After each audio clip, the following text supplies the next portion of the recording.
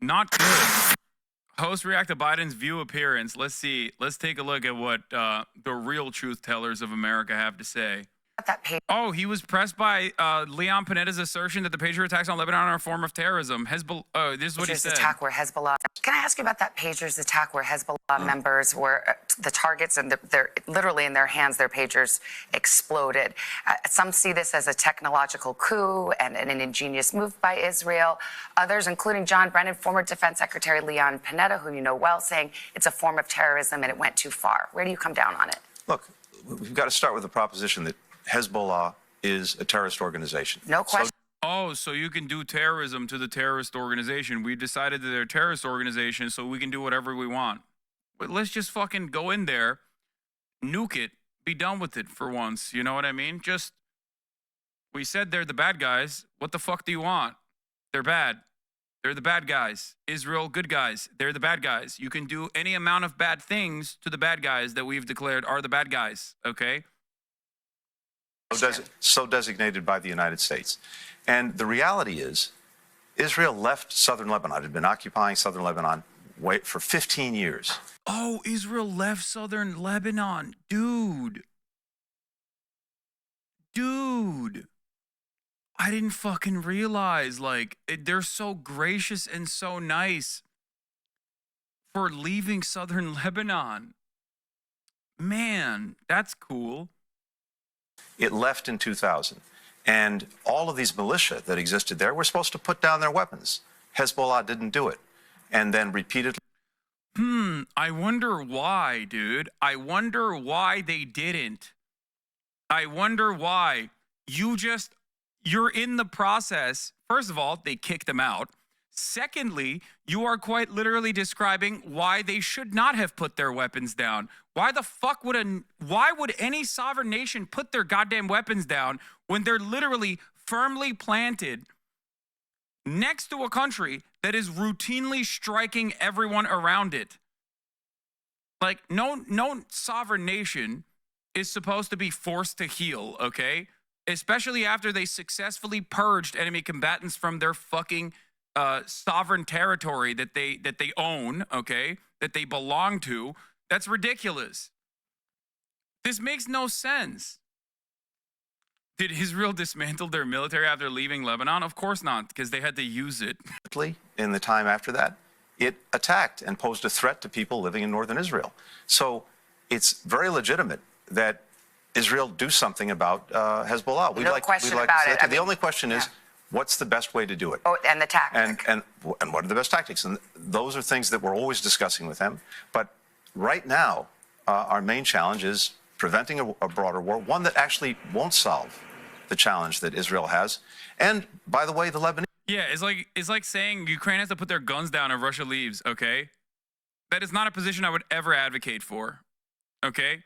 NATO aside, it would be ridiculous to be like, all right, Ukraine, you can no longer have a standing military because Russia left the country. Like, that would be ridiculous. That's a ridiculous fucking argument, okay? Completely ridiculous argument. And if someone suggested that, you'd be like, you're a fucking, what are you, Tim Pool? Like, you're a fucking Russian op, okay?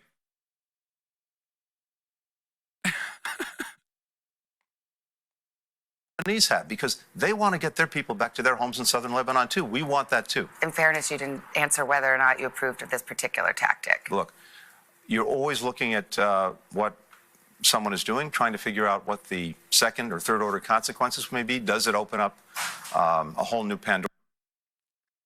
I like that the immediate morality of, like, our ally doing a gross, egregious act of terror that former State Department administrators have recognized as such is not even called the question here. He's talking about the secondary consequences of, like, what if this happens to us now? Like, yeah, that's the worst aspect of this, you think? Like, the worst aspect of this is that, like, maybe this might happen to us too, and that's a big problem for me. What a psycho. What a fucking psychopathic argument to make, dude. Yeah, it's only bad. It's only bad when it's blowback. It's good when we're blowing. Okay, but when it blows back on us, then it's very bad. Ooh, who could have thought? Speaking of blowback, I will have the Blowback Podcast Boys on in 20 minutes. Pandora's box. It is something we're looking at. Fucking just the depravity, dude. The immorality. Holy shit. There's no defense. I don't know. I don't know what else to say, dude. Ralph Nader. Weeks ago, 45 American doctors and nurses back from Gaza's horrors wrote a detailed footnoted plea to Joe Biden and Dr. Jill Biden to stop the slaughter and get adequate humanitarian aid to 2 million dying, sick, and injured civilian Palestinians in Gaza. They received some media, but were totally ignored by the Bidens and their genocidal, unconditional, American taxpayer-funded backing of the war criminal Netanyahu, who was despised by 3 out of 4 Israelis. Biden talks a good game, but he walks a deadly trek in the annals of Holocaust histories across the globe. Ralph Nader, they will never make me hate you, my goat. All right. Any news about Lebanese retaliation? The way I look at it, it currently seems like, one, Iran at UN is saying, all right, is it time now? We have shown restraint time and time again. Hezbollah, on the other hand, is saying, listen, come and take it. Come into our borders, amass your troops, and try to do a ground invasion, see what the fuck happens. We have purged you from our ranks once, we will do it again. So now, as is the case usually in the Middle Eastern conflict, okay, it is entirely in the hands of Israel. If Israel chooses to amass ground troops and prep for a military invasion of Lebanon, well, we'll see what happens, okay? That's it. I'm writing in Nader. I'm writing in Biden for NATO. Had Ralph Nader thrown his support behind Al Gore in 2000, 1 million Iraqis would still be alive. Yeah, dude, Ralph Nader is the reason why Al Gore lost, even though Al Gore literally won and the Republicans directly stole the election from him. Yeah. I like that people still do that. Like, I like that people still will go back in time and just be like, nah. Using 1 million Iraqis to shit on the left is hilarious. Yeah. This will never change, by the way. People are going to be saying that in 20 years about Hillary, huh? I mean, they're already saying that, and they will never stop saying that. Would Al Gore have invaded the Middle East? I don't know. Probably. I think that America's endless thirst for baby blood in the global south is insatiable. I don't think that, like, a singular force can stop that. Interception of large missile fire towards Tel Aviv was a big thing. Also, I think a missile hit Sfat. On the invasion side, it seems like it's probably going to happen. Herzi Halevi said they're preparing for a ground invasion and 2 more reservist brigades are being mobilized to the north. Same with the 98th Division, which was responsible for so many horrors in Gaza. Only 2 divisions left in Gaza. As far as do I think the U.S. would send troops if there was a ground invasion? I think U.S. is still providing, like, material support, surveillance support to the Israeli military at the time, and it is entirely dependent on how badly the diaper brigade gets their shit pushed in if they do invade southern Lebanon. But I do think that if they're getting their absolute shit blown up, which is so surprising, once again, like, I don't know what the fuck they're thinking, because even as a strategic decision, I am not a military commander or a military expert at all. But I have looked at the history. I have seen the way that the Israeli military has been completely incompetent in even dealing with its own concentration camp, its own open-air prison, okay? If they cannot deal with Hamas in fucking Gaza, how are they expected to, after all of the casualties that they incurred in fucking Gaza, how are they supposed to take that military that has already taken a fucking L in Gaza and move them against a significantly better equipped, significantly better organized, and significantly more experienced standing military like Hezbollah? It makes no sense. There's a real risk of Israel killing U.S. troops if they are deployed, even if the U.S. is only doing evacuation. Yes. They will likely give air support with airstrikes and cruise missiles long before troops on the ground. Dead American soldiers would apply a lot of political pressure on Biden and probably guarantee Trump the election. I mean, yeah, I've been saying that. Welcome. Yes, that is precisely what I'm saying. I think that's also partially a calculation that Benjamin Netanyahu is making. Hezbollah whips up a retaliation that is costly. Israel screams bloody murder, goes into Lebanon, and then American troops are also there to defend Israeli troops. Foreign policy is never the most prescient issue in elections until it's the only issue that guides elections. Two things that I have repeated from the beginning of October 7. From the beginning of this bloody campaign that Israel is conducting. I said, this is the most boring election cycle when it was a rerun of 2020 with two old men running against one another, but it has the capacity to become the most interesting election cycle. I was right. That already happened. The second thing that I kept saying was foreign policy is never the top of mind issue in elections until it's the only issue in American elections. Benjamin Netanyahu has already openly communicated that he will not have any peace talks for the next 40 days. Something to consider. Are the Democrats willing to give Trump the win for Netanyahu Israel? Why are they like this?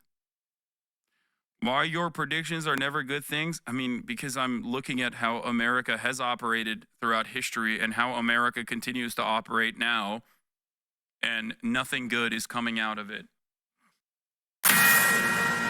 President Biden appearing on The View just about an hour ago. He was directly asked about the attempts on Donald Trump's life. Here's how President Biden responded. He still jokes about Paul Pelosi nearly being beaten to death. He thinks that's funny. We'll see what happens, but remember that historically the U.S. was less adamant to veto UNSC calls for a ceasefire in Lebanon. Everyone knows Resolution 1701 that stopped the war in 2006, but there was also UNSC 425 in 1978, which forced Israeli withdrawal after the first invasion. Who knows, though? Maybe this administration will be more hawkish than Bush. This administration has been more hawkish than Bush. George W. Bush was a fucking idiot, and in all of that stupidity thought that he could, prop up Fatah as in the leadership structure for Palestinians and orchestrated a coup. That coup failed, literally leading to Hamas gaining complete control over Gaza. But all of that means that he was still attempting, in his own stupid fucking way, some kind of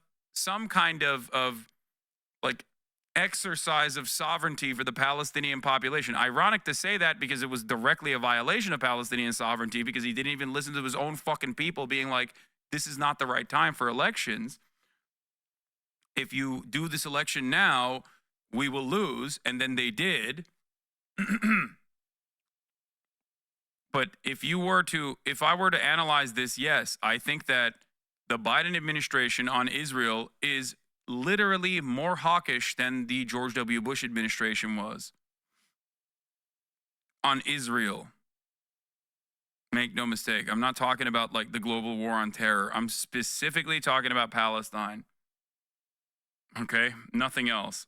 I still maintain the position that the Bush administration was a genuine blight on the entire world, and it was, in my estimation, the actual crossing of the Rubicon moment for the final stage of American empire. George W. Bush and his actions, the actions of the Bush administration are far more consequential for American history and the entire history of the world than even Donald Trump ever was. George W. Bush and his administration is worse than the Trump administration. This is a position that I've maintained throughout the 4 years of the Trump administration. But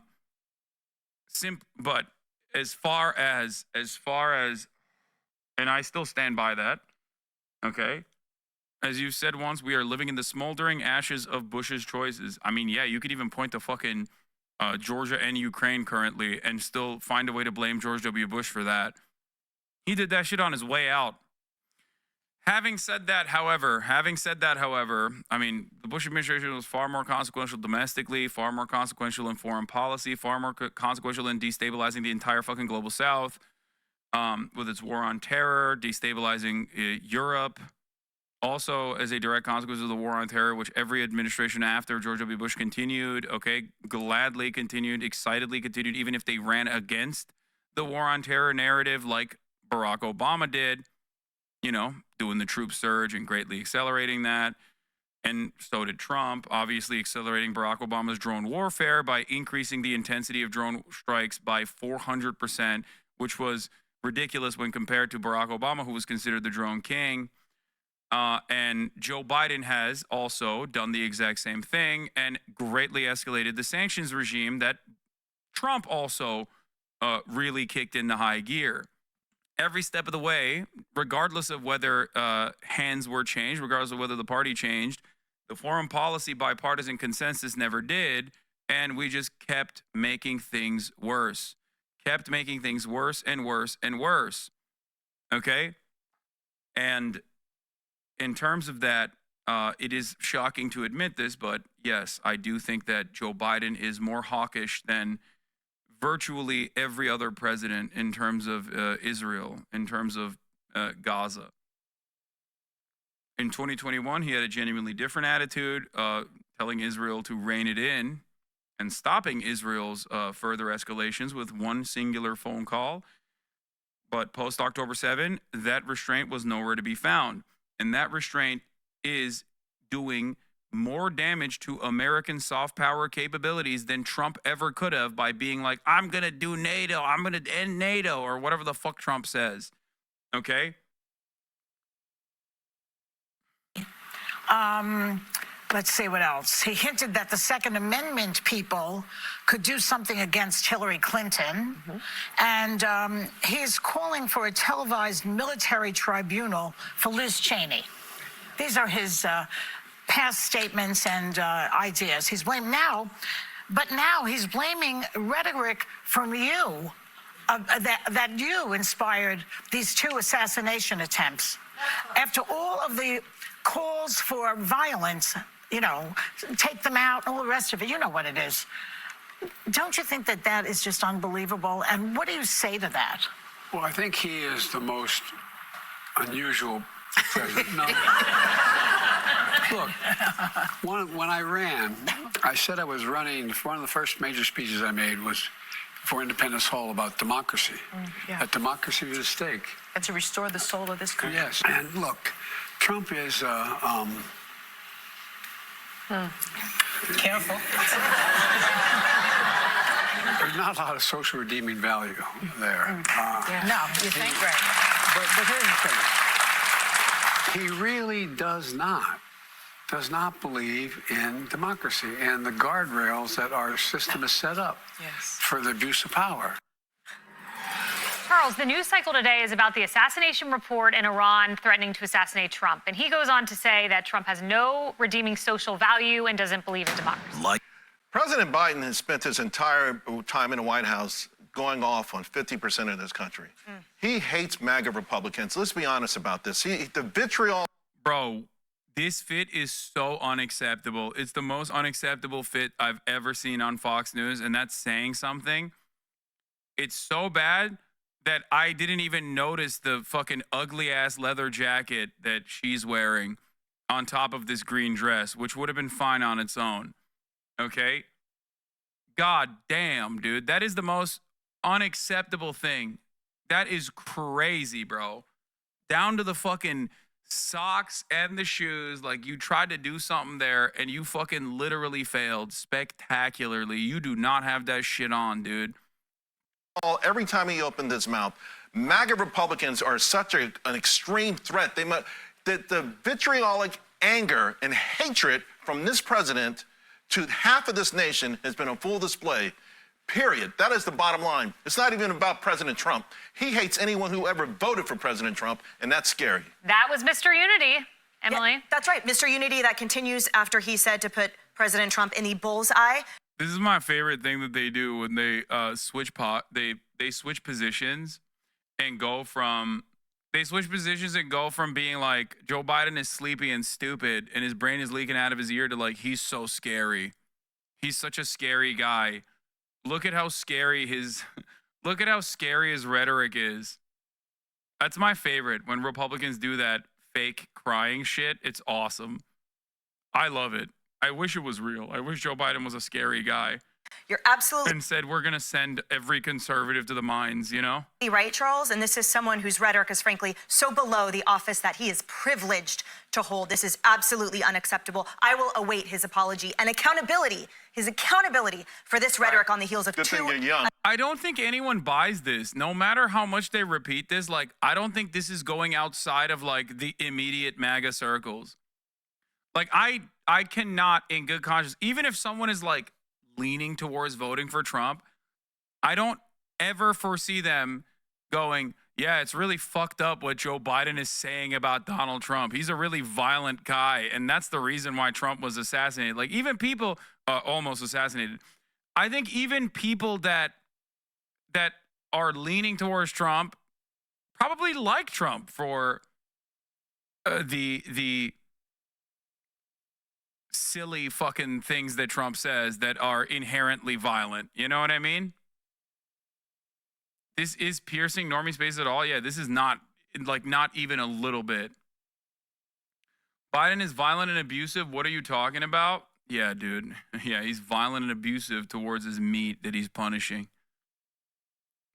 Just like I'm violent and abusive at the top of the hour, okay? When there's a 3-minute ad break coming for you, it's both violent and abusive. And if you no longer want to see those ads, all you need to do is subscribe. Okay? For $4.20 in the month of September, or for free with a Twitch Prime, by connecting your Amazon Prime account to your Twitch account. There's just so much going on with the awful instincts of the Kamala Harris campaign. Here, let's hear But the what sort of MSNBC revival has of to industrial say. policy, both as rhetoric, right? We need, redundancy in supply chain, something she talked about with steel. We need to bring manufacturing back, and we're going to use policy levers to do it. There is continuity there, right? Like that part of the Biden agenda, which is a huge part of it, is also part of the Harris. If the Republicans keep giving corporate tax cuts, why do they keep endorsing Democrats? You mean corporations? First of all, more corporations still endorse the Republican Party than the Democratic Party. It's sector by sector. That's number one. Number two, wealthy people endorse the Democratic Party because the Democratic Party has the exact same interest in mind that the Republican Party has in terms of where to move the economy. Make no mistake, they might say something when they're running for office, but what they do when they actually end up winning office is very different. So they already know that. So they have that confidence already when they endorse the Democratic Party, partially because Donald Trump is too chaotic. And too much chaos might not necessarily contribute to a growth economy. So that volatility alone is one reason why a lot of corporations who want some level of stability will choose to defend the Democratic Party over the Republican Party. It's bad. Too much volatility is bad for business. So that's the major reason why they go with the Democratic Party when they do. But even then, there's plenty of fucking industries that still are firmly in the tank for the Republican Party. Oh. If all institutions also lose legitimacy, then the American project falls apart. If the American project falls apart, then we're going towards a capitalist dystopian future where you can't eke out the same level of profits that you normally would be able to get under stability and institutional legitimacy. What is this? Is it morally wrong for George W. Bush to stay on the 2024 sidelines? Analysts discuss.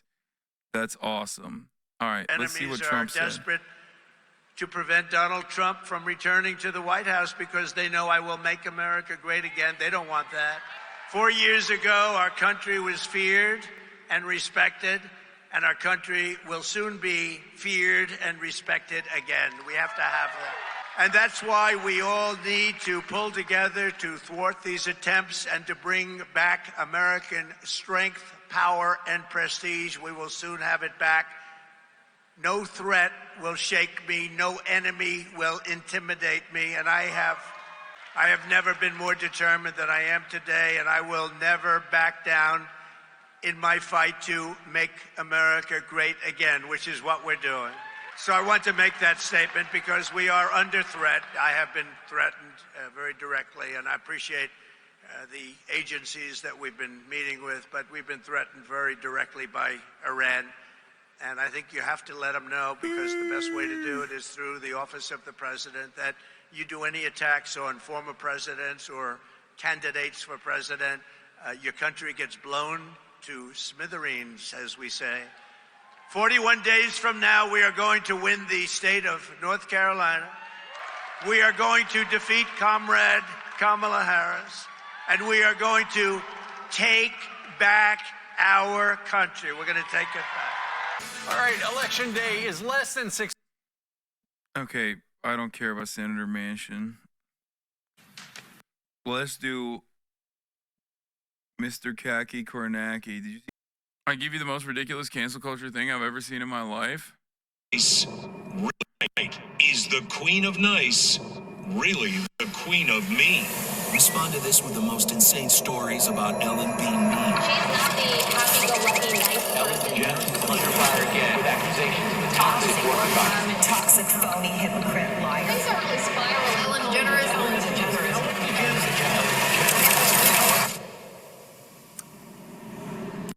Is the Damn.